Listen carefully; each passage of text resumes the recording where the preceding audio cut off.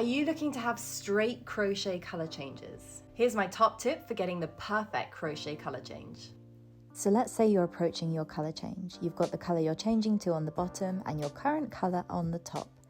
Let's go into our next stitch. So as usual, we will yarn over and then go into our next stitch. I'm doing a double crochet here, but you can see I've gone underneath that brown yarn right there. And that's because I'm hiding the yarn as I work. And in a moment, you'll see how that works. So let's just partly finish that double crochet. So I'll just yarn over and pull through 2 loops. And here you can actually see that I've taken the brown yarn with me. So let's swap to your brown yarn now and finish off that double crochet. So this is the double crochet with the color change. You can see I've finished really neatly in the white.